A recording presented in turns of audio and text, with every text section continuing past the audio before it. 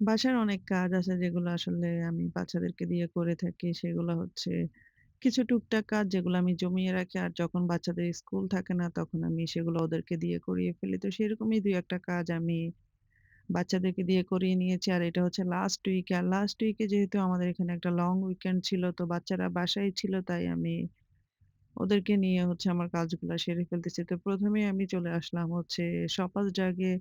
আর এখানে আসার কারণ হচ্ছে আমার একটা রিটার্ন আছে সেটা রিটার্ন দেওয়ার জন্য। আর এরপরে বাসায় চলে গেলাম। আর বাসায় যাওয়ার পরে হচ্ছে আমি যে কাজটা করলাম সেটা হচ্ছে আমার কিচেনের চুলাটা একটু ময়লাই ছিল, ডার্টি ছিল অনেক।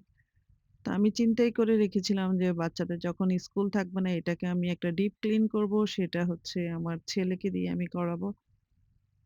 তো এই চুলাটা আমি এখন একদম সরিয়ে সব দিক হচ্ছে আমি পরিষ্কার করে নিব। আর আমি দেখা যায় যে ২-৩ মাস পরই হচ্ছে চুলাটাকে সরিয়ে তারপর হচ্ছে সব দিক হচ্ছে সুন্দর করে ক্লিন করে নিই। আর রান্নাঘরের সবচেয়ে কঠিন কাজ হচ্ছে এই চুলাটাকে একদম পরিষ্কার রাখা। আর যেহেতু আমরা একটু মসলা জাতীয় খাবার রান্নাবান্না করি, তারপর হচ্ছে একটু তেল বেশি ইউজ করি। তো দেখা যায় যে যখনই রান্নাবান্না করি চুলার চারিদিকে একদম ভরে যায়, আর তেল চিটচিটে হয়ে যায়। তখন চুলা ক্লিন না করলে নোংরা হয়ে যায়। আর আমি যেহেতু চিন্তাই করে রেখেছিলাম যে চুলাটা আমি ডিপ ক্লিন করব, তাই আমি ওইটাকে ওইভাবে কয়েকদিন থেকে একদম ক্লিন করিনি।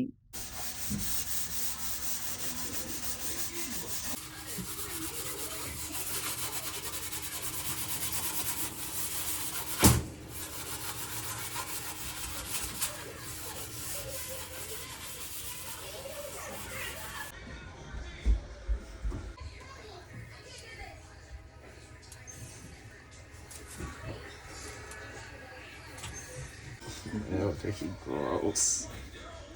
এত ময়লা কেমনে হইছে?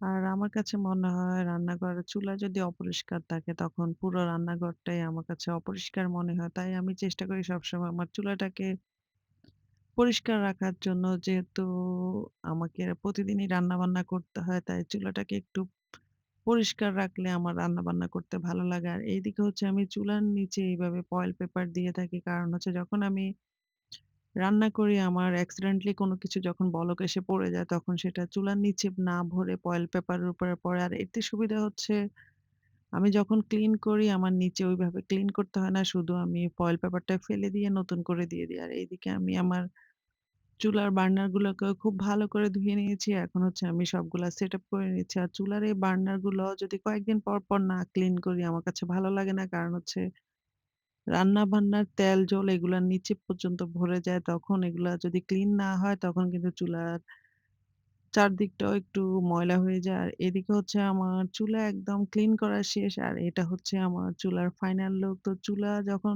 এইভাবে ক্লিন থাকে সেটা দেখতে যেমন ভালো লাগে আমার কাছে কিন্তু রান্না করতে অনেক বেশি ভালো লাগে। তো এরপরে বিকালবেলা বাচ্চাদেরকে নিয়ে বের হয়েছি আর গিয়েছি হচ্ছে পপাইজ এ চিকেন নেওয়ার জন্য। আর আমাদের এখানে রবিবারে একটু স্নো পড়েছিল বৃষ্টির সাথে হালকা। আর আমাদের এখানে এখন হচ্ছে মে মাসের লাস্টের দিকে। তো মে মাসে স্নো এর আগে আমি কখনো দেখিনি, এবার এই ১ম। আর এদিকে হচ্ছে আমরা চিকেন অর্ডার করে এখন ওয়েট করতেছি চিকেন নেওয়ার জন্য। যেহেতু আমাদের আরো ১৫ মিনিট ওয়েট করতে হবে।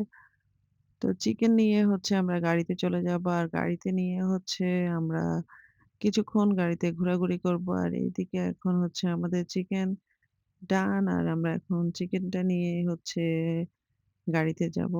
তো এই যে এখানে আমাদের চিকেন।